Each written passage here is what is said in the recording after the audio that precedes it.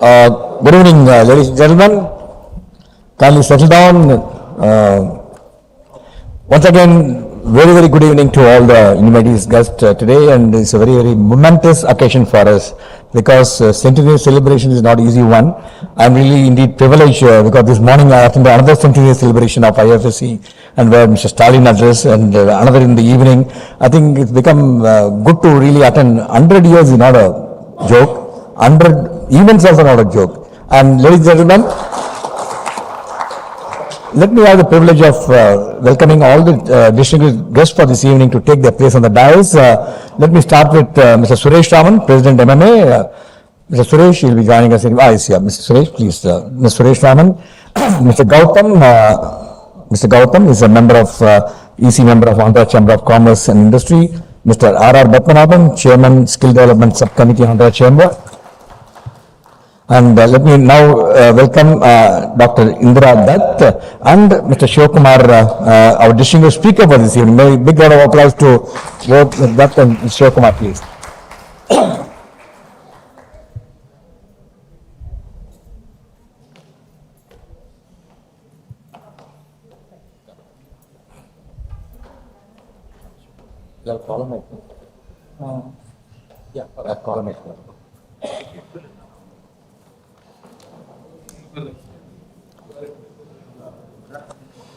Coming to today's evening thing, and I want to give you just background to what happened. About 8 years back, we met a couple of managing committee members of Andhra Chamber over one of the dinners in a common place, in a wedding, I remember. Then he said, why can't we collaborate?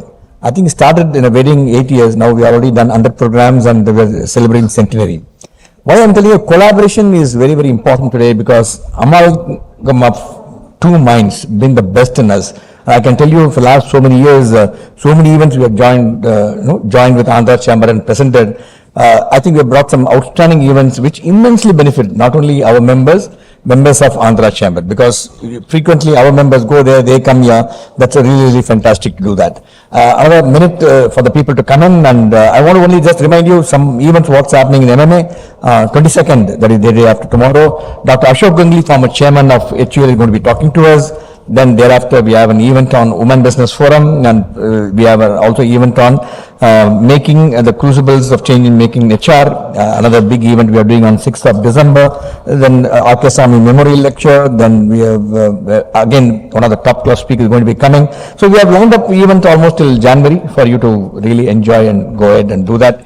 And coming to today, as usual, the format is, as I said, Shivakumar, we all walk milestone. It has come all the way from Mumbai. And the format is, after formalities of thing, and after Shivakumar does, is I kindly agree to take on the questions, and we have to be brief, and the questions should be relevant to the topic which we are going to be discussing today. And let me now invite Mr. Suresh Raman. Suresh Raman is President of Madras Management Association, and he's also head of TCS Chennai operations, and very passionate gentleman. We have been working together for last so many years, more than 8-9 years now, and he's one person who is really principled, and many things, many roles what we got is the man who silently guides us in getting it done. I now request Mr. Suresh Raman to please deliver the formal welcome to us. Over to Mr. Suresh.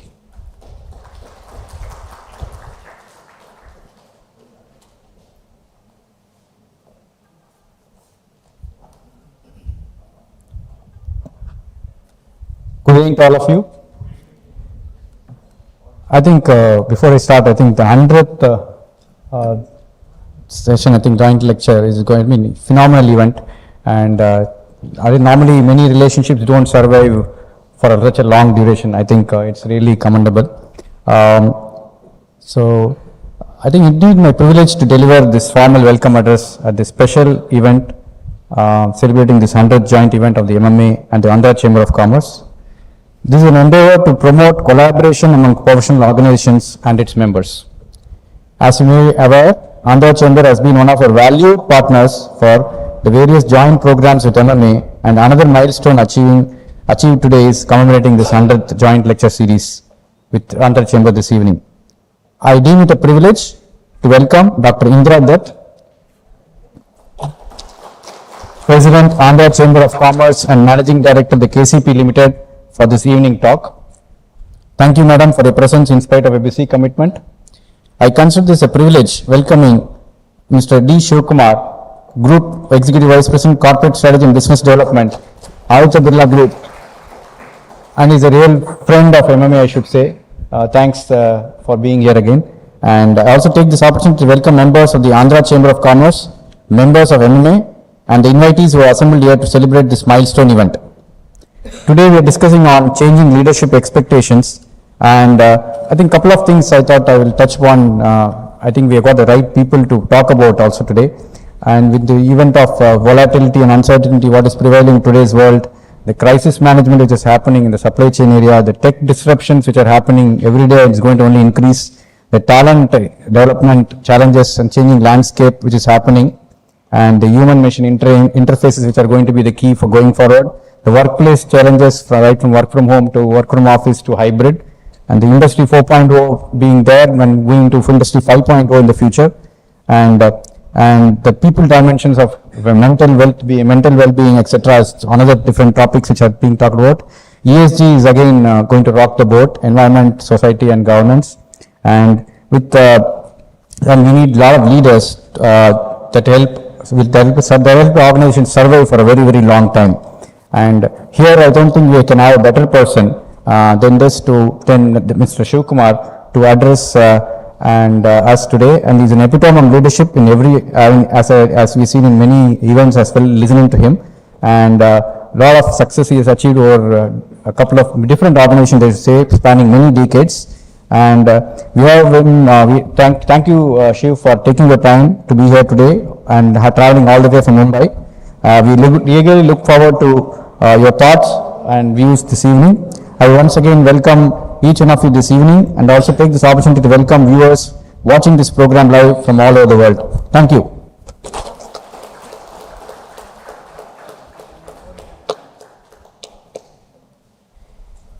Thank you, Mr. Suresh, and as he mentioned, what we have done with Andhra Chamber is the collaboration with the purpose. I know organizations under this environment built on collaborations are so successful, be it in education, be it in corporate world. I think we are in the right step. Now, let me say more proud privilege to request Mr. Dr. Indra Dutt, President of Andhra Chamber of Commerce, Chairperson and Managing Director of KCP Limited. Before that, it's a privilege for me to briefly introduce her. She is about 25 years experience supporting all corporate endeavors, and presently she serves as the Chairperson of KCP Limited, KCP Vietnam Industries Limited, Ramakrishna Sons Private Limited, and Velangapudi Foundation, and she's also done phenomenal philanthropy work and responsible for a lot of social responsibility activities. And I must mention Kavita Chitturi, daughter of Indra Dutt, is one of the persons totally responsible for making this building with us. She's a past president, done some phenomenal work. I think I must thank you for sparing Kavita to do all this to us, and thank you so much. I will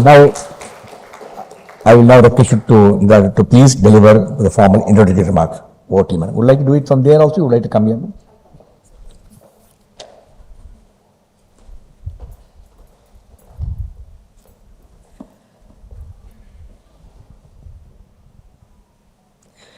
Dignitaries on the dais, off the dais, dear friends, very good evening to all of you. It is a momentous day for Andhra Chamber of Commerce and Madras Management Association, as we have completed 100 programs over the years. It gives me great pleasure to be here today on the occasion of the 100th joint session of ACC and MMA. Andhra Chamber of Commerce is a 94-year-old chamber established for promotion of trade and industry. Ours is the only chamber in South India which has presence in 3 states, namely Tamil Nadu, Andhra Pradesh and Telangana. It has more than 1,300 members and 25 product associations. The chamber organizes seminars, conferences on topics of interest, trade and industry and frequent intervals. The chamber has been offering free consultancy services to the members through subject experts and advisors on every second Saturday for more than 50 years. The chamber operates through 16 subcommittees representing various fields like direct taxes, indirect taxes, foreign trade, skill development, food processing, quality, MSME, ICT, port and customs, company law, etc., headed by chairmen and co-chairmen. We feel proud to inform that since 2019, the Chamber has been partnering with FMF, South Asia Friedrich Naumann Foundation for Freedom, is a German foundation which aims to promote the goal of making the principle of freedom valid for the dignity of all people and in all areas of society, both in Germany and abroad. With their support, the Chamber has been organizing a number of programs on e-commerce, digital marketing, website creation, etc., through which the MSMEs could achieve profits in their business. Similarly, I take pride to inform that the Chamber has been associated with Madras Management Association since 2010, and we organize monthly knowledge series on last Wednesdays of every month. Initially, it started off as audio-visual presentations and subsequently turned out as lecture sessions by subject experts. These sessions were not only enriching but also facilitated much interaction between ACC members and MMA members. During COVID-19, we could not organize these sessions, and now we are here today with the 100th session. I congratulate Captain Vijay Kumar, Executive Director, MMA, and his team for their continuous support in suggesting excellent speakers for these lecture sessions. We feel delighted to have Mr. Shivakumar, Group Executive President, Aditya Birla Group, with us today, and I welcome you, sir, on behalf of Andhra Chamber of Commerce. Thank you.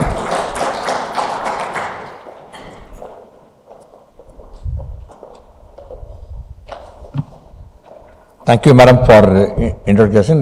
Now we have come to the moment you've all been awaiting. We've come all the way to listen to Mr. Shivakumar. So before I call Shivakumar to come and give the formal thing, let me now request Mr. Gautam, EC member of Andhra Chamber of Commerce, to formally introduce our distinguished speaker for this evening. Like Gautam is the man responsible. He only pushed me. You must get only Shivakumar, nobody else. I said, why? No, only Shivakumar from Mumbai. Over to you, Mr. Gautam, to introduce Mr. Shivakumar. Mr. Shivakumar, Mr. Suresh Raman, Dr. V.L. Indradat, my colleague in Andhra Chamber, Mr. Padmanabhan, and ladies and gentlemen. It is my joy to introduce the 100th speaker. I know that Mr. Shivakumar, his achievements are this big, which means his biodata must be at least this big, but the biodata which is given us is only this big, or rather this small. He is the Group Executive President of the Aditya Birla Group. Shiv, as he is popularly known, is currently Group Executive President at Aditya Birla Group for Strategy and Business Development.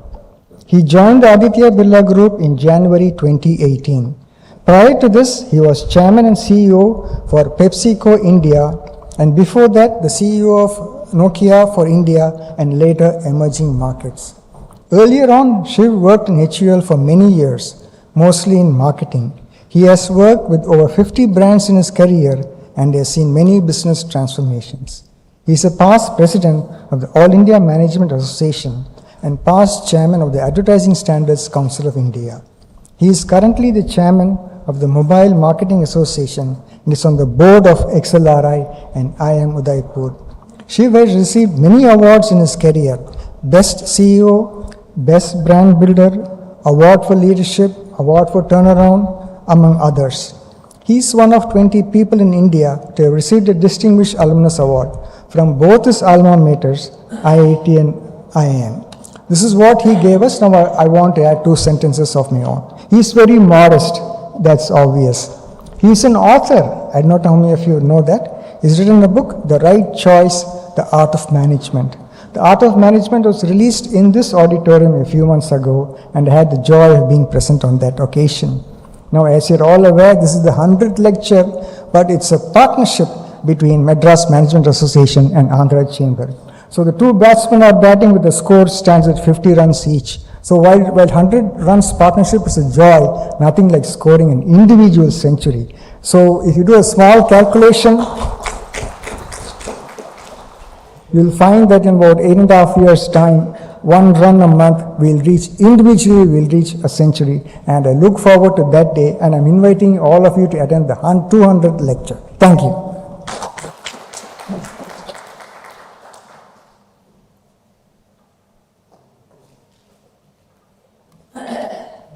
Shiv, all yours. Click it.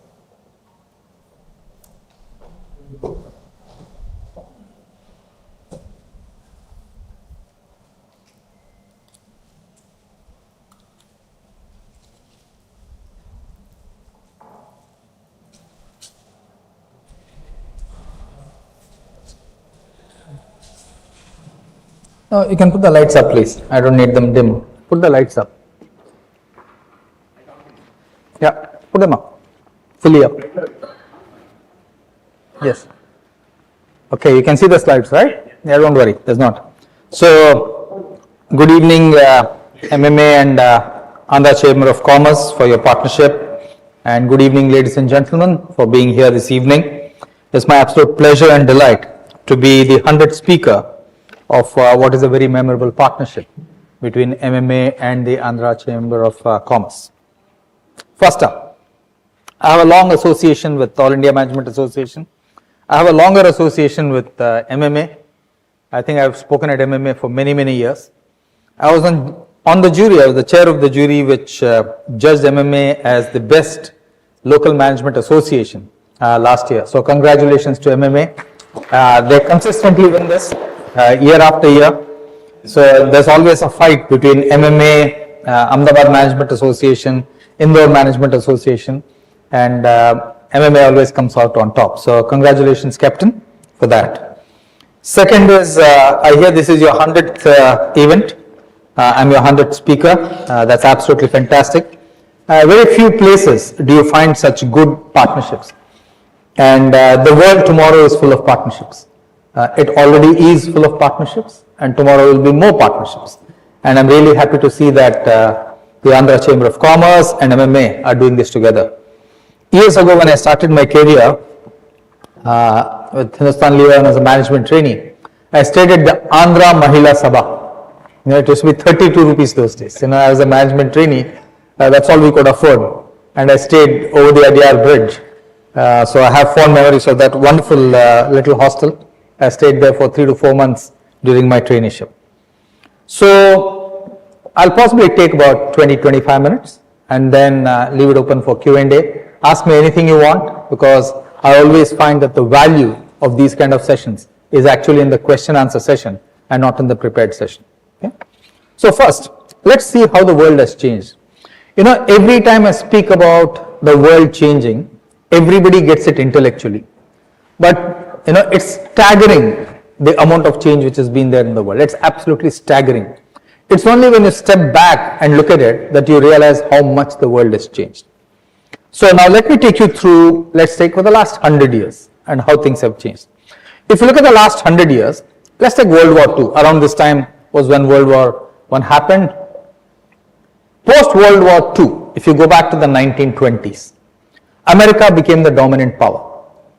Reconstruction of Japan, that's when the World Bank started. Okay, the International Bank of Reconstruction and Development, IBRD, that's what it was called. Okay, reorganization of Europe. Okay, I was reading about Adenauer, the person who actually unified Germany. Britain, Russia, and France, okay, all had a say in what was happening in Germany, believe it or not, for many years after World War II. So World War I, reorganization Europe, governments were key in building back economies and country. You could not do anything in the world without the government, being involved at the end of World War I. Same was true for World War II also, I take that, okay. So World War I, World War II, it was completely dependent on government, and America became the dominant power in that period. So you can imagine at that point of time, a lot of the leadership was around military strategy, was around generals. Eisenhower, okay, Rommel, okay, everybody was a general. All the lessons of leadership at that point of time came from the military. Sports was not big, okay, politics was about the great man theory, the Roosevelts, etc. Okay, so all our leadership came from the army at that point of time. 1950s were the industrialist era. where big industrialists put big investments, whether it's in India or abroad, and I'm giving you a few of the names from America. Rockefeller is an example. JP Morgan, Carnegie, okay. In Chennai, where I stand with you today, TTK and TVS are very good examples of the same. So in 1950s, moving away from the military leaders, we were learning from what we call the industrialist leaders. Okay, the model of leadership was the industrialists and what they were doing, and we were learning from them. 1970s, the world saw what I call the hardware era, supercomputer, big computer, IBM 360, big thing. Okay, and we saw the start of global branding. Nescafe was one of the first brands to go global. Coca-Cola was one of the first brands to go global. Okay, so 1960s, 70s, we saw the hardware era and the start of global branding. 1990s, we saw globalization happening, thanks to the rise of China as an absolute manufacturing powerhouse, as a result of which cheap products well below inflation rates in most of the countries. 2000s, we saw the mobile coming through. Okay, I was involved with mobiles for close to a decade. In 2005-06, when I started in Nokia, there were just 90 million subscribers in India, just 90. And we said we'll connect the 90 to the 900 who are not connected, and the whole media and everybody laughed at us. So if this speech was happening in 2005, only 10% of this room would have mobile phones, believe it or not. Today, all of you have mobile phones. Some of you have 2 phones, some of you have 3 phones. Okay? So 2000 was the mobile and the digital era. All of digital started then. 2000s is the platform era. And the current era is about disruptive ideas. Anything which disrupts the physical world, anything which disrupts the past, that's what it is. These are the eras that we have seen in the last 100 years. And each of this has had lesson for leadership. It's had lesson for leaders, and that's what I'm going to talk about in the coming slides. Now, the first thing is, when we talk of leadership at any point of time, how many journalists in the room? Any journalists? None? They're watching online. Fantastic. So no journalists here. Through this era, till about 5 years ago, a leader communicated his thoughts to the outside world through journalists, through media. Okay? So that's the first change I want to flip for you. As leaders, all of you, you need to think about the following. There are 600,000 journalists in India today, in the world today. And there are 3.2 to 38 million influencers in the world. So question, who do you trust? You trust the influencer. So if you are a leader of any stature, a lot of people are telling me that they're on LinkedIn, they're posting every morning on LinkedIn at 4 o'clock, etc. Today, a leader does not need the journalist. A leader does not need media as a vehicle. A leader has his own vehicle. I remember when I spoke at the R.K. Swamy Memorial Lecture, I talked to President Trump. I don't know how many of you remember that. See how Elon Musk is communicating his strategy for Twitter. Okay, he's not going to any media. Wall Street Journal and all these guys, economists, are reading all that and figuring out what he wants to do and what he wants to say. He's not talking to them at all. So today leadership communication is all via influencers. It's nothing to do with media. Zero. Media has become more of a reflective commentary. Okay, the breaking news is all in social media with the influencers. That's the first big change, dramatic change for leaders. Next, in society, okay, this is a big change. Every new thing which comes means that something dies, remember that. Journalists are dying because you have influencers. Influencers have more this thing. Okay, 20 years ago we used to have disposable cameras. Okay, the mobile phone is the death of the disposable camera. Not one of you has a disposable camera.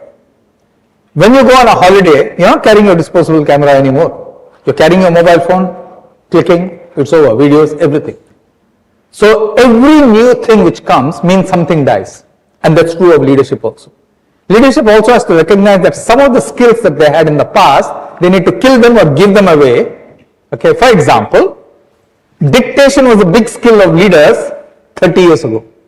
A leader would dictate a note to his subordinates, to the secretary, etc. Today, nobody does dictation. That was a big skill those days. Today, it doesn't matter. Shorthand was a big skill for the leader's assistant. Today, shorthand is dead, there are no assistants. So, every new thing which comes kills something of the past. Until you recognize that something of the past is dead, you will not change as the leader. Okay, so mobiles are the death of disposable cameras. Selfies are the death of autographs, sorry. Selfies are the death of autographs. You know, I was in Australia last week for the 2 semi-finals and final. Everywhere where I went, nobody was taking an autograph. Nobody. All 3 matches. On the boundary line, people would call the player and take selfies. That's the new norm. And I was reading an interview, Josh Butler said, when Rahul Dravid and all these guys were playing, Josh Butler was a boy, as also, Ben Stokes. They were in the stadium watching Saurav Ganguly and Dravid play. And Butler gave him a ballpoint pen to do an autograph, and somebody called Dravid, and Dravid put the pen inside his pocket and went away, and he never got his pen back. Okay? That's the story from 15, 20 years ago. So the selfie is the death of the autograph. Okay? Next, OTT is the death of sleep. For all of you, right? Binge watching. We only thought of binge drinking and binge eating. Now we have binge watching. And people stack up for the weekend. What are you doing on the weekend? Oh, I have 5 series to watch. Now everything is like that, So OTT is the death of sleep. People are coming on Monday morning to office, the eyes like that. Because whole weekend they spent, watching non-stop. Okay? So OTT is the death of sleep. Now, let me look at the last 20 years. Let me take another slice at it of this, how this world is changing. Let's look at who are the most valuable companies in the year 10 years, 2012, and who are the most valuable companies in 2022. Just 10 years. I told you that change is staggering, but we don't recognize it. If you look at this chart, you'll recognize how staggering that change is. Okay? I'm just giving you 2012 the most valuable companies in the world, 2022 the most valuable companies in the world. That's all. This is hard data, no qualitative numbers here. Okay? So, in 2012, Apple was the most valuable company in the world at 559 billion. Exxon was 409, PetroChina 278, Microsoft 270. In 10 years' time, only 3 companies are on that list. Just 10 years. And those are the companies marked in green. Apple continues to be one at 2.4 trillion. So Apple's market value in 10 years has multiplied 4 times. Multiplied 4 times. Microsoft has gone from 270 to 1.3, about 5 times. Okay. ExxonMobil, which is on the list, 409 to 470. It's technology which is on this list right now. Look at this 2022 list. Apple, Saudi Aramco, which is a petro player, Microsoft, Google, Amazon, Berkshire Hathaway, Tesla, which is a tech company, United Health, Johnson & Johnson. So in 10 years' time, only 3 companies continue to be on the most valuable list. That's how much change is happening. Now imagine if you were the leader of the balance 7 companies. What is the narrative that you are putting out there as to why you are not on this list? When the investor asks you or whatever asks you. It's changing rapidly. And I'll talk about what we need to do. Next, let's look at the most valuable brands. I looked at valuable companies. Let's look at most valuable brands. Only 6 brands have continued from the year 2012 to 2022. Only 6. 3 companies have continued. Here it's 6. Coca-Cola was number 1 brand, 78 billion brand value. Number 2 was Apple. IBM was 3. Google was 4. Microsoft 5. GE, McDonald's, Intel, Samsung, Toyota. Who is 1? Apple. Their market value has gone up about 6 times. Number 2, Microsoft. Their value has gone about 5 times. Number 3, Amazon. It wasn't on the list in 2012. Number 4, Google. From 70 to 251, they've gone about 3.5 times. Samsung has gone from 33 to 87, 2.5 times. Toyota has gone from 30 to 59 twice. Look at Coca-Cola. It's still on the list, but see what's happened to its market value. It's gone from 78. Coke used to be the number 1 brand for about 10-15 years. It's gone to 52. Because people are saying, I want to be healthy. Okay. Again, the list on the right hand side: Apple, Microsoft, Amazon, Google, Samsung, okay, Disney. 6 of the 10 are tech brands. So, whether it's the most valuable company list or the most valuable brands list, it's technology which is dominating today. It is not traditional manufacturing, it is not traditional industries. Okay. Next, let's go back. Even 60 years ago, what are the types of companies we had?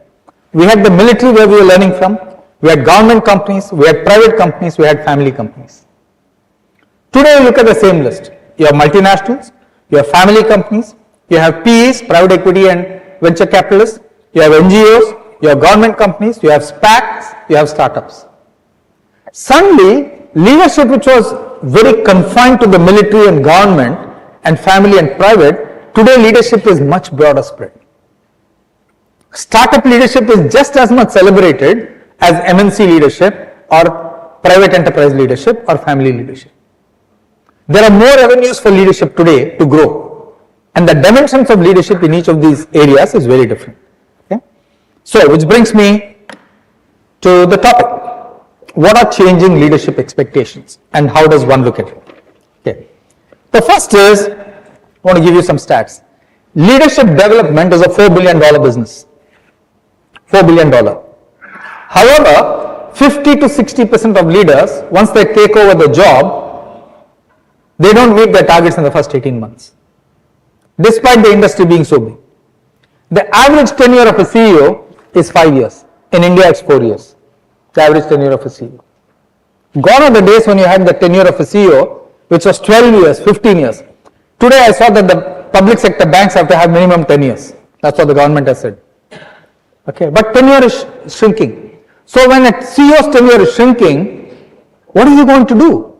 Short term. He's going to maximize it. He's going to say, okay, let me do everything right in this 3-4 years and get out before anything wrong goes. Anything wrong happens. Okay. So everybody talks about a VUCA world, which is volatile, uncertain, complex, ambiguous. My definition for you in terms of leadership is, V stands for versatility. A leader must be versatile. U stands for being uncomfortable. You must be uncomfortable and you must be comfortable with that. C stands for collaboration. You have to collaborate extensively in order to succeed. And A is for agility. You have to be very, very quick. Okay, this is what I would say. So, what's the first thing which a changing leadership expectation? We expect leaders to lead and change, not react. In the past, you had reaction time. Today, there's no reaction time. Absolutely no reaction time. So leaders have to lead and change. They have to be prescient to say what is going to happen in the future. They have to guess that and put into play some mechanism so that they can win. So a changing leadership expectation is the ability to lead and change the organization or whatever it is. Second thing, a leader has to be what I call a knowledge sponge. You're like a sponge, keep absorbing water. The amount of information out there is dramatic. So you have to keep soaking in information. In the past, just knowing your industry information was good enough. Today it's not good enough. You need to know more than your industry information. Because competition can come from anywhere today. Today the competitor to a bank might be UPI. It's not another bank. Okay, how many of you have been to a physical bank in the last 6 months? To a physical bank. 1, 2, 3, 4, 5, 6, 7, 8, 9, 10. 10 out of 200 odd people here. Think about it. There are thousands of branches in this country. Only 5% of people in this room have been to a physical bank. You are all doing your banking, net banking, ATM, whatever you call it, or mobile banking. Okay. So, you need to be a knowledge sponge. Today's competitor who you see will not be your competitor tomorrow. It will be somebody else completely. The whole motor industry was looking at each other. Volkswagen looking at Toyota, Toyota looking at General Motors looking at Ford. Who came along? Tesla. Think about it. Okay, so the competition is not who is there in front of you today. It's somebody completely different. Look at the two-wheeler market. Where are all the EVs coming from? They are not coming from the current players. They're completely new guys who are coming into EV. Like Ola, etc., etc. All kinds of people are coming. So you have to be a knowledge sponge. And once you gather the knowledge, you need to put out the insights for your people and the industry. Third, you have to develop people. Another qualitative thing. Everybody, even though you have only 4 years, you have to develop people. You develop people through the meetings, through coaching, by the way you conduct yourself, the questions you ask, not the answers you provide. The best leaders ask a lot of questions in a room through which they develop their people. So the ability to develop people is a very big expectation today. All young people who join an organization say, I want to work for this boss for 2 years. I want to learn as much as he knows in his 20 years in those 2 years under him. That's what they're asking you. Okay. Next, the days of independent growth are over. Your growth is dependent on somebody else. So you have to build relationships. You have to build relationship with government. You have to build relationship with society. You have to build relationship with your competitors for industry purposes. You have to build relationship with everybody, with media, everyone. So today is build relationships. Go back to the 1950s era, industrialist era. The industrialist era was based on getting licenses. So once you got your license, you didn't build relationship with anybody. You built relationship with government and said, I'm fine. I don't need anybody else. Today that's not true. Today you have to build relationship with everybody in your ecosystem. Next, you have to be accountable. If anything goes wrong in your company, you have to stand up and say, I am accountable. Look at all the layoffs which are happening in India. What is every CEO saying? I'm accountable. But people are saying, what have you done about it? It's easy to say I'm accountable. I'm sorry 15 people are going, my heart goes with you all. It's fine to say that. But what's your accountability? Why did you expand when you didn't need to? That's the question you need to ask. Okay? So everybody saying I'm accountable, there will be more accountability in the future. There will not be less. That much I can guarantee. Okay? All of us are expected to okay. Next is high self-awareness. See, the trouble with being a leader, I've been a CEO for half my life, and I promise you, how many of you lead teams or have led teams? Okay? A lot of you. The thing about especially high power distance countries like India, when you are a leader, nobody tells you the truth. Nobody tells you the truth. It's only through multi-source feedback, by talking to 20 people, 30 people, by talking to my competition that I get to know the truth. I know more about what's happening in my company and who's doing right and who's doing wrong when I talk to competition. They'll tell me you have a mess in Andhra, your guys messing up. You know, so nobody tells you the truth. So a leader must have high self-awareness to understand what are people telling me, not telling me, okay, how am I perceived with people.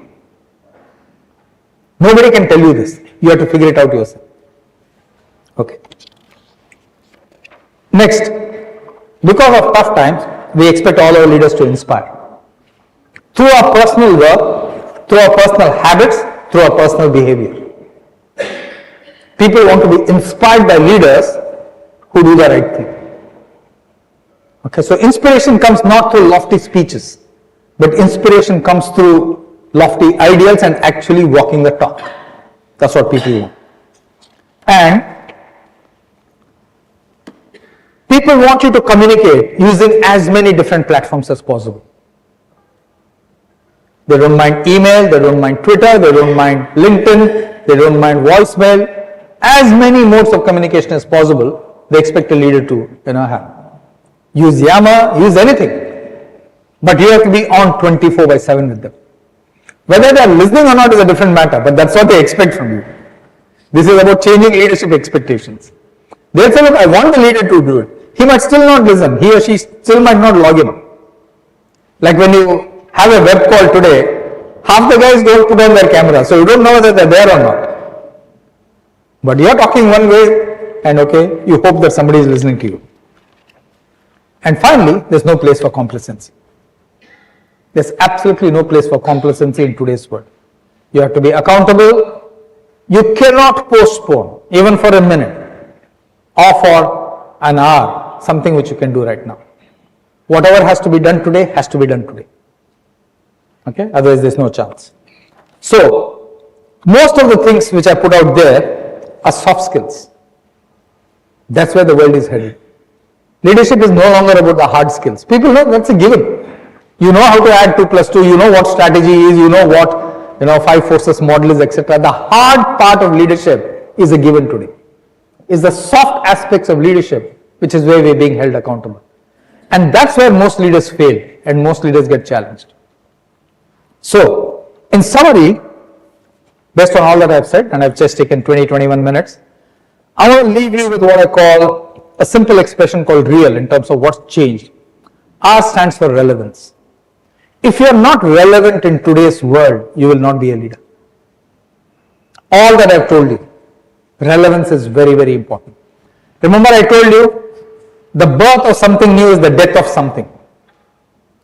So, social media is here to stay. If you are a leader, you have to be on social media. You have to be relevant. Okay? Number 1, R stands for relevance.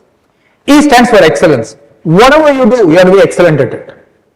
As a leader, you cannot be substandard. You have to be the best at it. People will hold you accountable. So the first is real, which is relevance. Second is excellence. Relevance, excellence. A is authentic.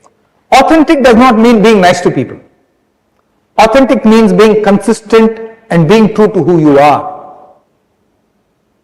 Okay, I hate anybody who comes late. I'm always on time wherever I go. Through my career. I checked with Captain today, what time do we start? 6 o'clock. I said, okay, I'll be there, 5:40, 5:45. I'm in. Okay, you have to be authentic. I hate underperformance. The worst thing is people who come to work who do average work. I tell them, hey, this place is not for you. Move on. Don't waste your time, don't waste my time. Being authentic means sticking to a few values and communicating them consistently all the time. You can only do that if you put in the best work. Otherwise, people will not follow you. You cannot be authentic. Okay. And A is for authentic. L, what do you think L is for? Nobody will guess this. Learning. Leadership. Anything else? Love. Okay. Anybody else? Okay. I'm sure you didn't expect that from me.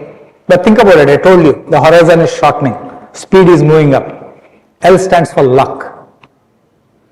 You need a lot of luck to be a leader today. You know, I give you simple examples from last week, what you're seeing. The day before the final, England versus Pakistan.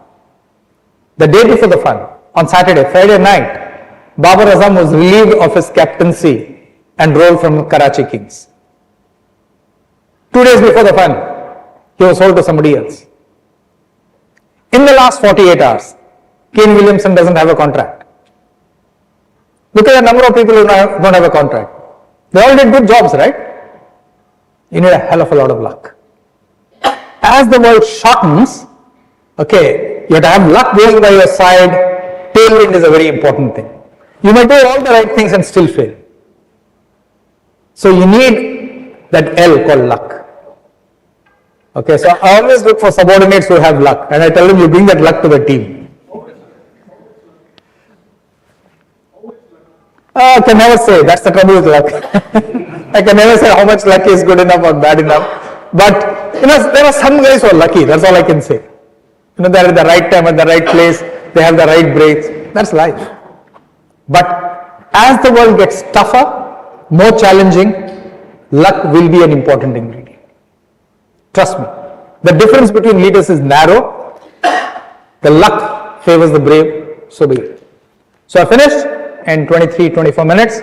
More than happy to take any question you want. Nothing is off the table. Yes, please.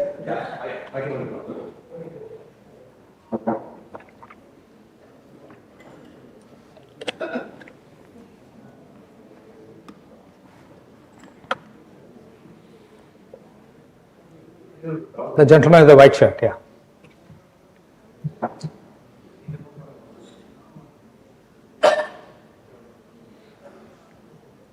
I'm Sudhakar Raman. I'm a I startup. can't hear you, sir. My name is Sudhakar Raman from Chennai. I'm Hi, a startup Sudhakar. company founder, SS Daughters and Companies company name. So thanks for your wisdom, sir. You need to speak up, sir. I can't hear you. Thanks for your wisdom. Thank you. Just curious to know about one or two things actually. What will be the next era? What? What will be the next era? Next 10 years and 20 years. Next era. Next year, okay. Number one. Number two, how to handle the success, how to handle the failure. Very good. Okay. The next era, as I mentioned to you, is about platforms. It's about being collaborative in your industry. Okay. And the next era will be about disruptive ideas. It's better to disrupt yourself than let somebody else disrupt you. Okay. In terms of your second question, success and leadership, that's a very good question you asked. The biggest problem for leaders today is success traps. They've been successful in the past with a particular formula, they try to repeat it. In a world which is disruptive, it doesn't work. So watch out for success traps, as I call them. What worked for you in the past will not work for you in the future, in any industry. In any industry. The only industry where it might work is if it is government controlled, government granted, you have a license. Otherwise, no chance. Okay? So watch out for your success traps. Do not repeat what worked 2 years ago tomorrow. It will not work. Okay? Watch out for that. That's my final question, sir. Which is important in today's world and in the future? A consistent success or a phoenix by nature? Or? A consistent successful man or a phoenix man? What's the second part? Phoenix by nature. Phoenix. There's Okay. no, Yeah. So as I mentioned to you, you can't determine that. The world around you will determine it. No, you can't determine that. All I said was lead the change constantly. As long as you're able to lead the change, you're fine. If you do not lead the change, you don't give yourself any chance of success.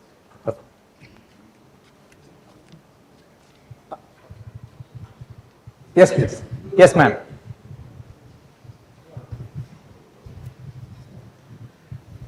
My name is Rama Venugopal from Andhra Chamber of Commerce. Future belongs to collaboration, and leadership battles in organizations is you find it tough to retain leaders beyond 5 years.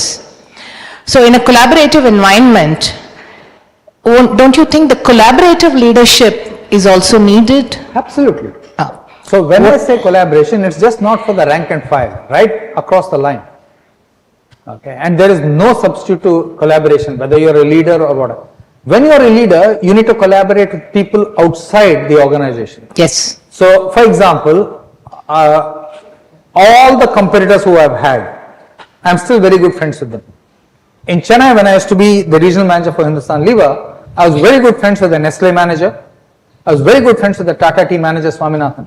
He still lives in Chennai.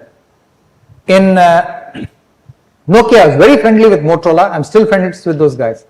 In PepsiCo, I was very friendly with the Coke guys. Venkatesh Kinney, I'm still in touch with him. He's in America. And KK, when he took over from Venkatesh Kinney, I invited KK to my office and said, come and see our office. My people were shocked saying, hey, what's the Coke CEO doing here? The thing is, as an industry body, you will have some common items to deal with. Like we had GST to deal with, etc. So you must collaborate on a few things as leaders. You compete in the consumer's mind. You don't need to punch each other. Thank you. Hello, sir. Good evening. It's me, Bhaskaran here. Okay, real, that was the acronym you gave expansion. L for luck. People say luck favors those who help themselves. What do you say, sir? Very good. I agree to it. And how do they help themselves? Thank you for asking that great question. You know, leaders who consistently follow process, leaders who constantly prepare themselves for the future luck comes knocking on their door. Remember this. So it's easy to say you need to be lucky, but you need to be prepared for luck to favor you.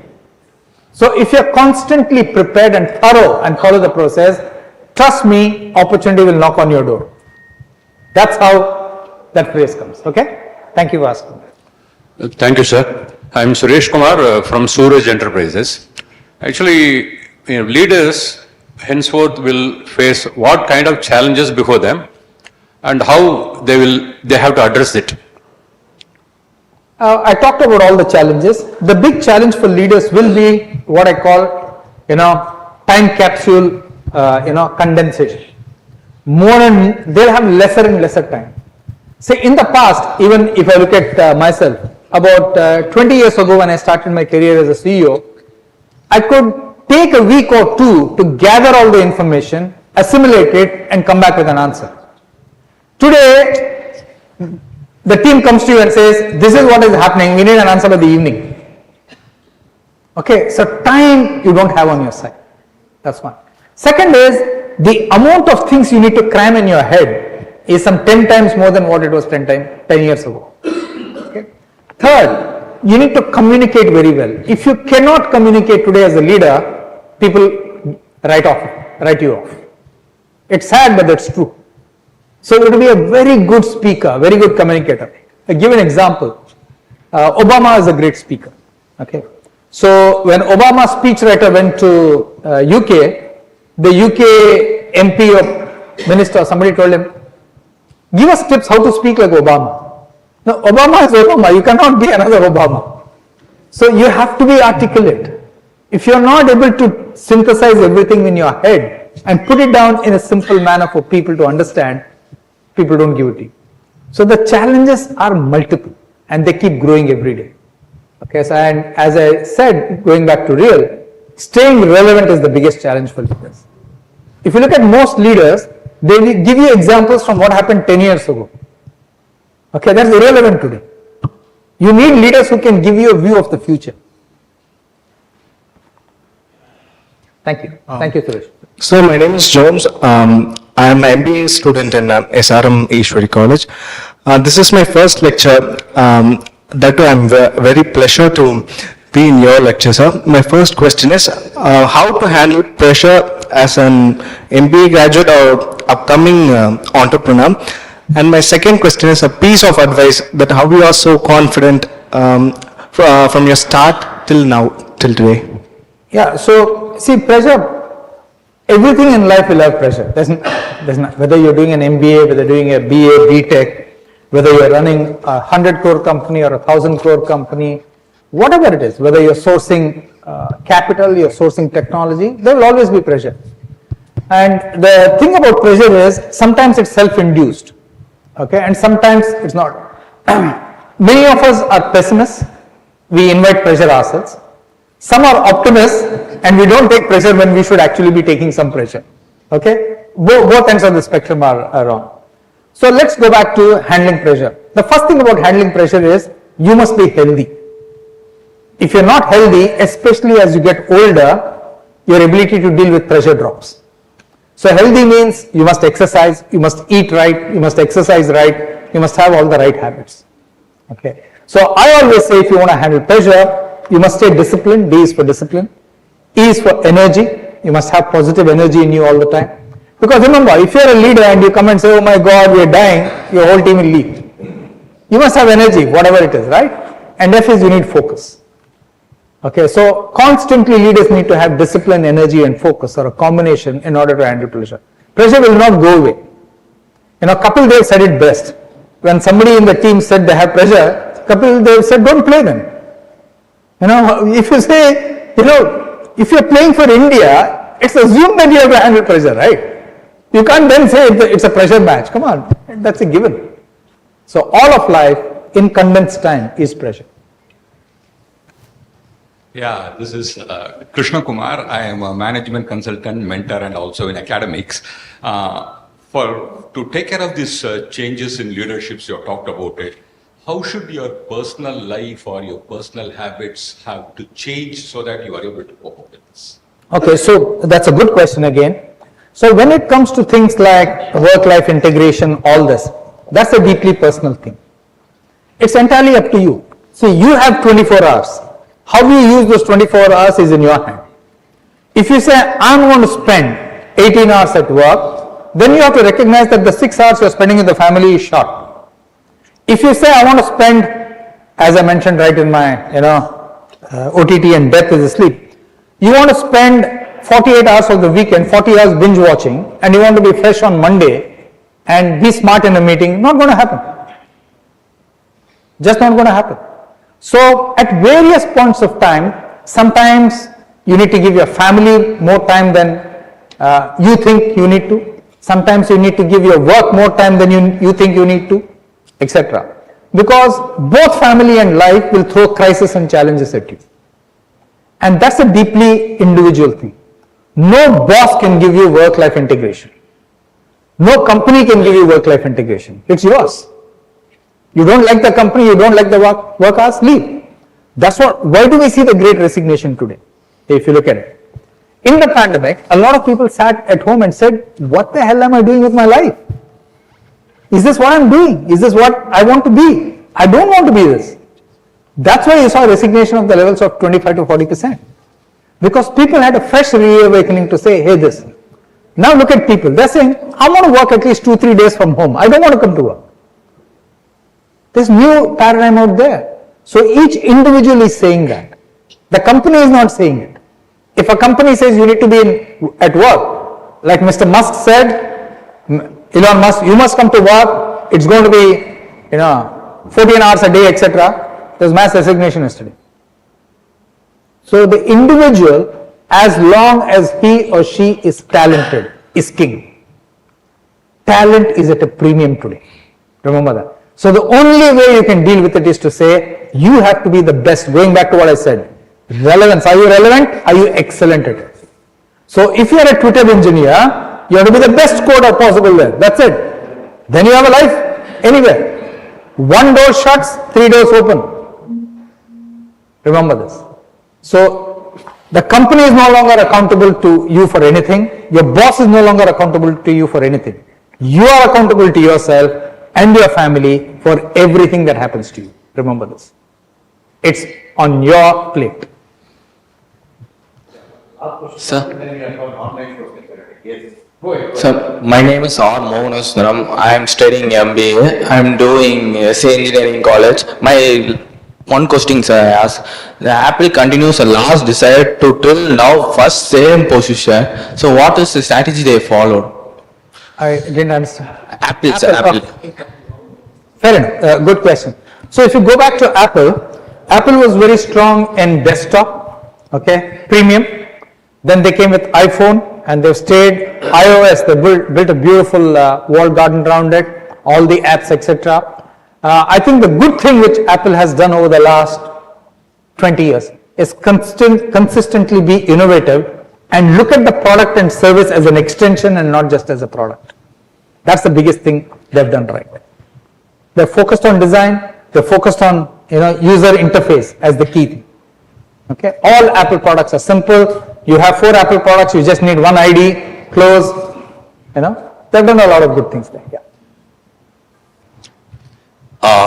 We have got more than 1,100 people watching this program online. I got a couple of online questions. We'll try and accommodate as many of them possible.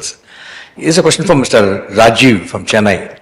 He said, sir, what is the leadership expectations in the present environment where many want to work from home and they want to change job frequently, moonlighting, so many things are happening. What's your word of advice from the leaders' expectations? Yeah, very good. So I'll tell you what I tell the teams I lead, whether it's a strategy team or the textile team. I tell them, hey, this is the company policy. I cannot change the company policy for you. This is the company policy. I'm an employee, you are an employee. First, let's follow the policy. Whatever it is. You don't like the policy, you're free to leave. I can't change the policy for you. If the company policy says there's no work from home, as an example, and the employee says, I want 3 days work from home, I can't give it to him. I'm not the owner of the company. It's not my company. So all of us as employees have to follow the thing. Number one. Number two, I always tell them, do what is right for the institution or the company. If you do what is right for the institution, you will always win.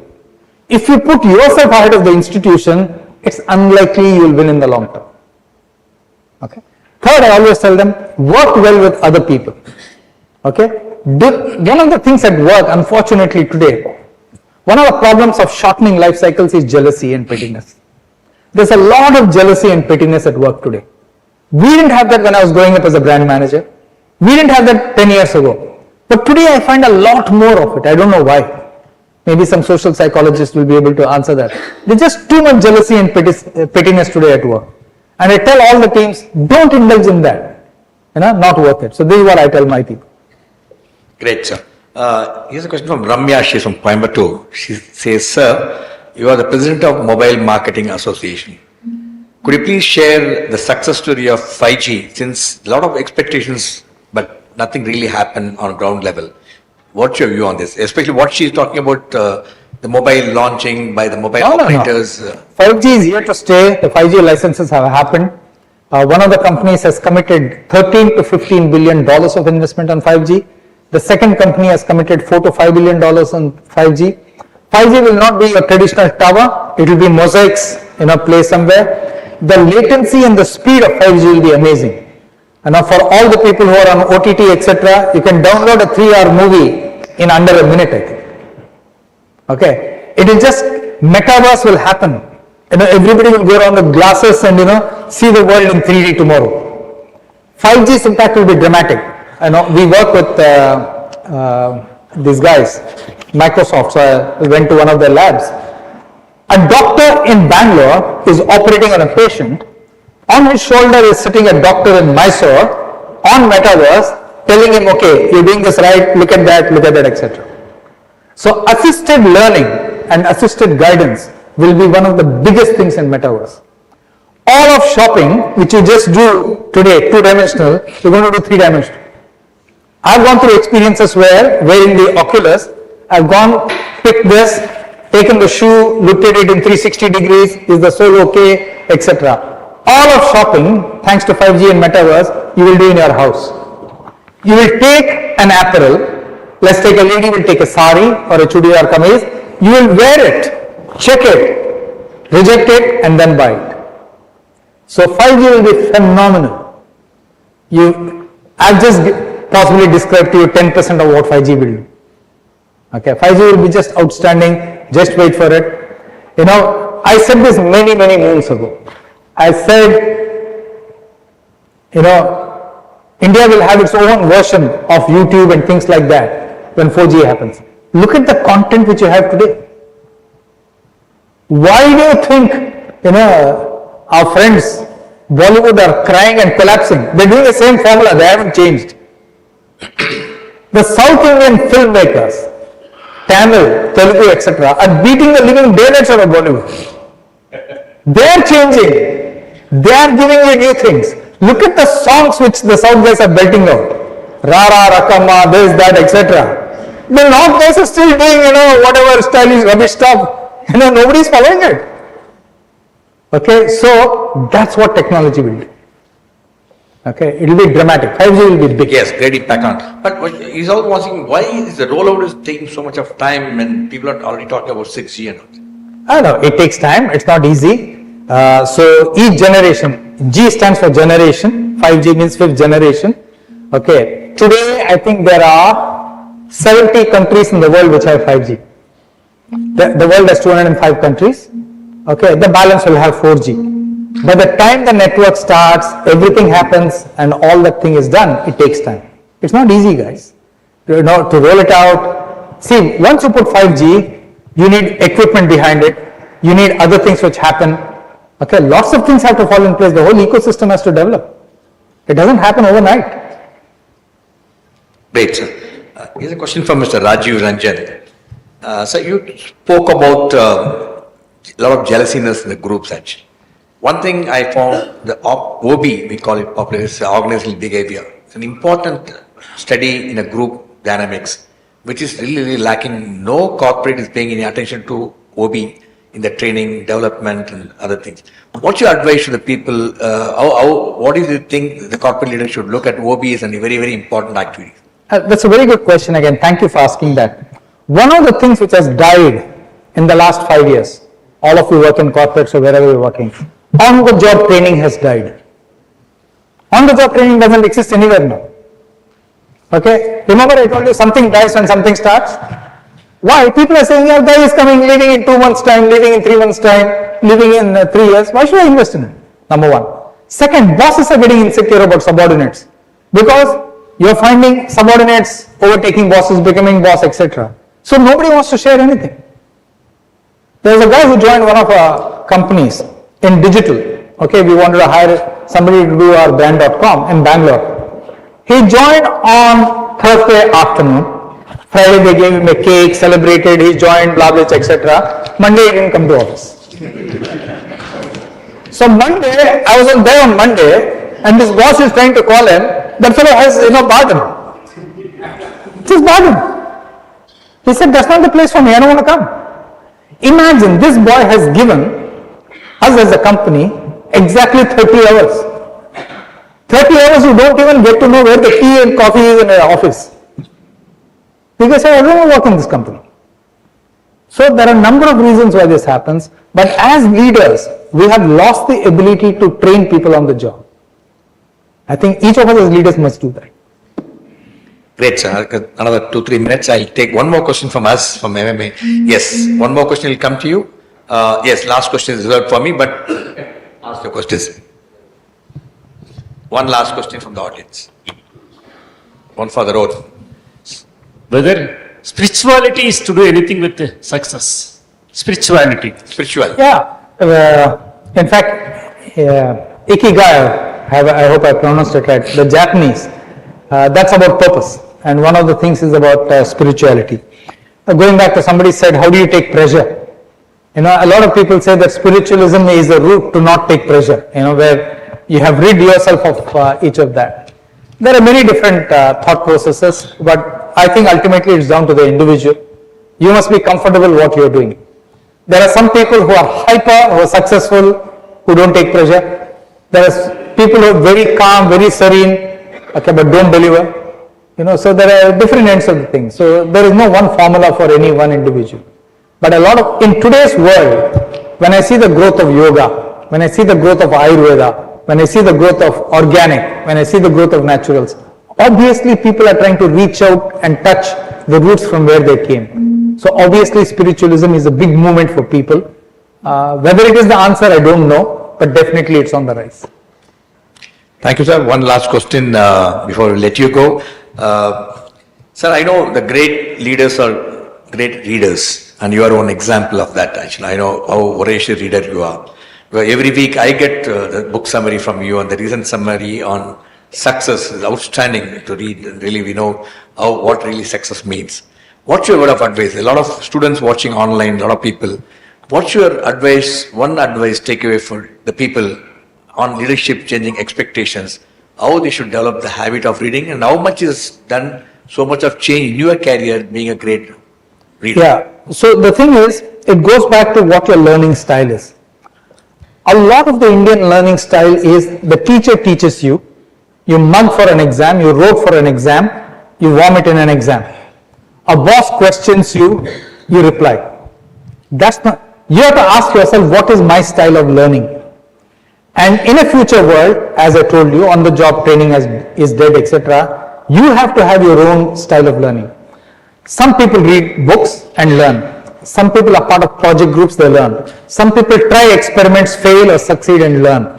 So you have to try different things as an individual and figure out what's the best learning style you are comfortable with. Once you're comfortable with that, then repeat it and stay with it. For me, what I have found works for me is learning from a book, reading as many articles, reading as much news as possible, filing away that information and seeing if trends exist. So that has worked for me all my life. And that's why I tend to read a lot more. So that's my personal learning style. Okay. Thank you, sir. Thank you so much. Fascinating evening. It's always a pleasure to listen to you. Now I request Mr. R.R. Padmanabhan, Chairman of Skill Development Subcommittee, Andhra Chairman, to please share your closing remarks. I take 2 more minutes, sir. We'll let you go. 7:15 as committed.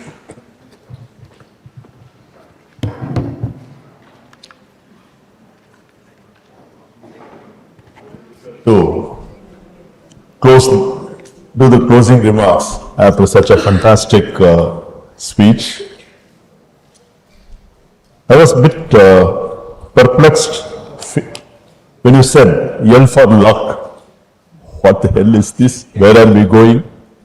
Luckily, in fact, I was talking to Suresh Raman and he gave me a very good, which I did not know, is that if there are two equal people in army, they will find out who survived. That means he's luckier. That was really a plausible answer. But then the answer that I wanted came from Mr. Shiv. Thank you very much. He said, if you are consistent and be relevant and elevate yourself, you will be lucky. That means you are on the road. You will be recognized. Luck will come to you. Thank you very much, sir. You cleared my doubts.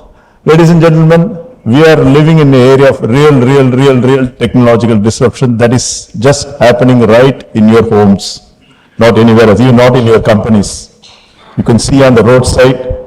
Yesterday I was coming from Tiruvallur. I had a sugarcane juice on the roadside. Payment made through Paytm. That's a disruption that's coming up. My wife and my daughter in Germany, they are talking about cooking on a WhatsApp video call. Char atla chesedi, enta uppu yala. Okay. So that's the kind of disruption we are living through. It's part of our lives. Most importantly, one question from was asking about spiritualism. He has also explained. And the point number 7, you were talking about the self-awareness. Self-awareness and spiritualism, I would say, both sides of the same coin. Please learn to meditate. Please learn to meditate. I meditate. There are 2 meditators here, my friend Anand and Mr. Prakash. We follow heartfulness. Where you have the power of pause. Where you talk to yourself every day. You all listen to everyone. Do you talk to anyone? Do you talk to yourself? The only time when you talk to yourself, when you close your eyes and try to still your mind, then you talk to you. All of us do commit mistakes. And all of us are wise after the event. All of us are wise after we talk. So if you meditate, why look for leadership outside? Look for leadership inside. Every one of us are leaders to ourselves, to our immediate family, to the place where we work, where we move. And I want to put it on record, this particular relationship, sir. This relationship started, like that, Anand met Captain in a marriage. That's where it all began. And it has been quite a continuous courtship. And it has been a fantastic journey so far, as my distinguished colleague said. Let's hope for the 200th one. Thank you very much. Another 2 more minutes. Thank you, Mr. Bhattanathan. Very, really lovely closing remarks. I think I must thank so many people who made this event really possible. And let me first thank Indra Madam for really giving all the support, making this event a grand success. And Suresh, I know how busy you are. You came all the way from Sirusari, but you always make it just in time. But you give us all the palpitation. Where is my boss? But you come on time. That is the beauty of thing. Thank you for joining this evening. And Mr. Gautam and Mr. Bhattanathan, as usual, you have been a great source of support to us and really appreciate it. And I must also mention Vijay Lakshmi, man, Andhra Chamber DG. She has been very cooperative, interacting with us closely to make this event great. And my team members from MMA, members of Andhra Chamber, members who are watching online, you have been a great inspiration. Over 1,000 plus is a great numbers and send a lot of questions. Sorry, we're not able to put all the questions. We put more relevant questions and really appreciate it. Continue watching. If any of your friends missed, I think this is a topic which nobody should miss it. It's available in our YouTube channel. You can share it with them. And I'm quite sure you share it is going to become viral. Become viral is good because many people learn what are the leadership expectations today. Now, I will now request Indra Madam and Suresh, to please step forward. Do the honor of presenting a memento on behalf of MMA and on behalf of Andhra Chamber, please. Ladies and gentlemen, big round of applause to our distinguished speaker for this evening.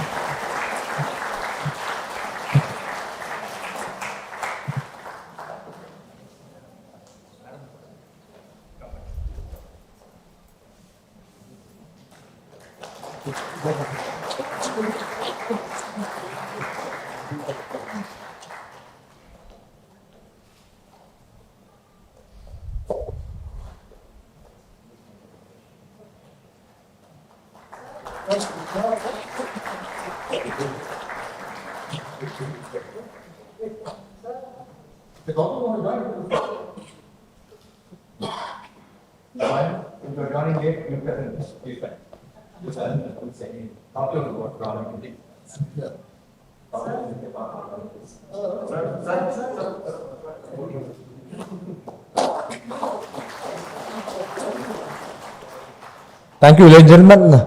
Bye-bye and good night. And we look forward to seeing Andhra Chamber members more often in MMA. See you. Good night.